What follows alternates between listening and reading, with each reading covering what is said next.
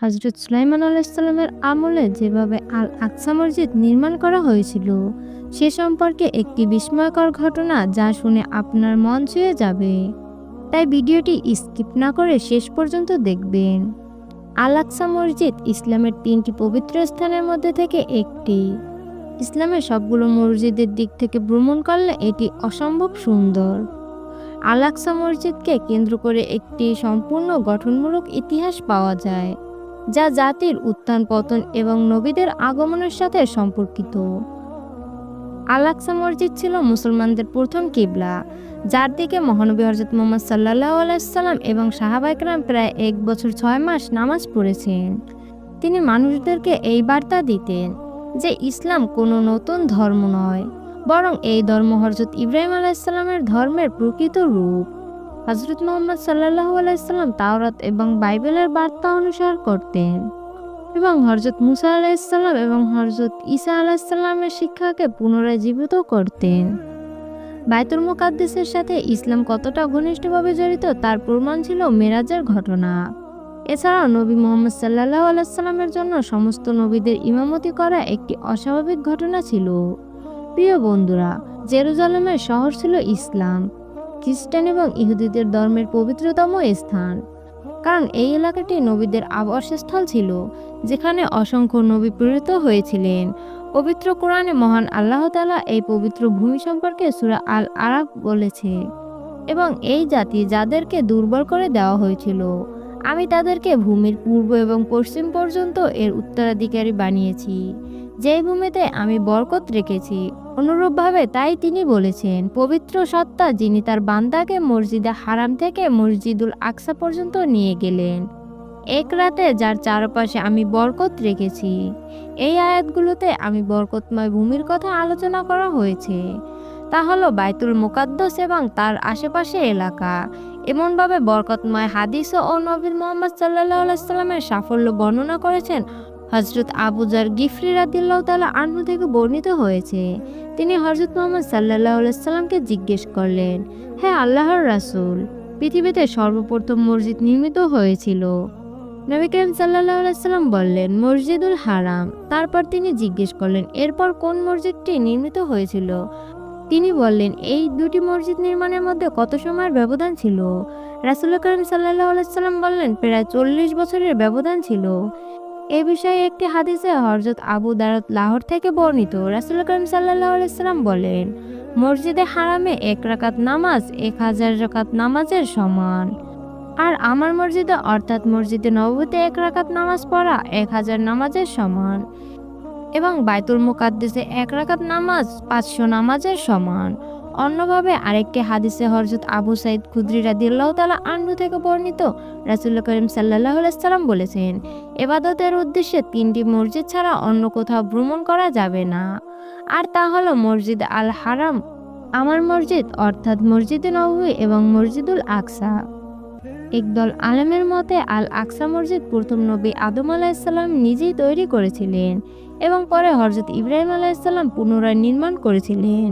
বর্ণনা অনুযায়ী আল্লাহ তাআলা হযরত জিবরাইল আলাইহিস সালামকে বিশেষভাবে হযরত আদম আলাইহিস সালামের কাছে পাঠিয়েছিলেন এবং তাকে মসজিদে হারাম এবং মসজিদুল আকসা নির্মাণের নির্দেশ দিয়েছিলেন। আল্লামা ইবনে হিসাম রাহমাতুল্লাহি আলাইহিস সালাম লিখেছেন যে যখনই ফিলিস্তিনে শক্তিশালী হয়ে ওঠে এবং তাদের রাষ্ট্র প্রতিষ্ঠিত হয়, তখন হযরত দাউদ আলাইহিস সালাম বাইতুল মুকাদ্দাস পুনরায় প্রতিষ্ঠিত করেন। তারপর তার উত্তরসূরি এবং পুত্ররা নির্মাণ সম্পূর্ণ করেন।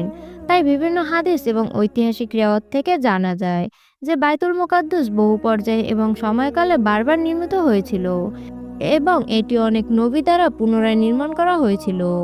অবশেষে আল আকসা মসজিদ সম্পূর্ণরূপে হযরত শাহজালাল ইসলামী শাসনামলে নির্মিত হয়েছিল। এটি শুধুমাত্র ইসলামী বর্ণনা নয়, বরং ইসরায়েলি বর্ণনাতেও এর উল্লেখ পাওয়া যায়। হযরত সালাম আলাইহিস সালাম ছিলেন আল্লাহর একজন মনোনীত নবী, যার সাম্রাজ্য ছিল পৃথিবীর পূর্ব থেকে পশ্চিম পর্যন্ত, এবং তিনি মানুষ, পশু পাখি এবং জিনের উপরও শাসন করেছিলেন। সমস্ত জিন তার রাজ্যের অধীনে ছিল। আলাদা জিনরাও নবীর অধীনে ছিল, যারা সরাসরি কাজে বাদশাহ সুলাইমান আলাইহিস সালামের আদেশ পালন করতেন। বিশেষ করে তারা বড় এবং কঠিন কঠিন কাজে ব্যবহৃত হতো। তাই আল আকসা মসজিদ নির্মাণের কাজে হযরত সুলাইমান আলাইহিসসালামকে নিযুক্ত করেছিলেন। বাদশাহ হওয়ার পরে এই মসজিদের নির্মাণ কাজ শুরু করেছিলেন এবং প্রায় 40 বছরে এর নির্মাণ কাজ শেষ হয়। নির্মাণের স্থলে হযরত সুলাইমান আলাইহিসসালাম একটি কাচের ঘর নির্মাণ করেছিলেন এবং সেখানে তিনি ইবাদত বন্দেগী করতেন। তিনি লাঠির সাহায্যে দাঁড়িয়ে আল্লাহর ইবাদতে লিপ্ত হতেন এবং ইবাদত অনেক লম্বা হতো, এমনকি এভাবে কয়েকদিন বা কয়েক মাস পর্যন্ত দাঁড়িয়ে ইবাদত করতেন। আর এদিকে জিনেরা তাদের কাজে ব্যস্ত থাকতো।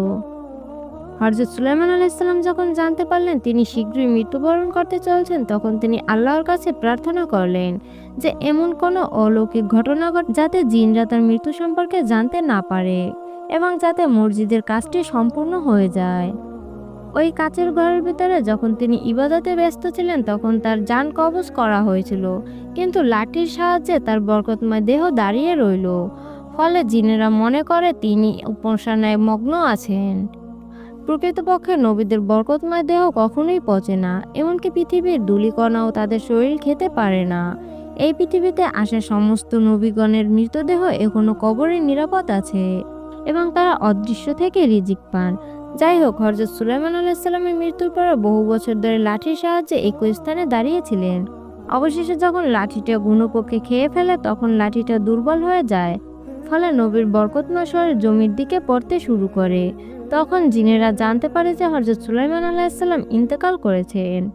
অন্য মতে এই ঘটনাকে এভাবেই বর্ণনা করেছে, আর যখন আমি সুলাইমানের মৃত্যুর নির্দেশ দিয়েছিলাম তখন জিনদের কাছে তার মৃত্যুর ব্যাপারে কোনো জ্ঞান ছিল না এবং ঘুণপোকা তার লাঠি খেয়ে যাচ্ছিল।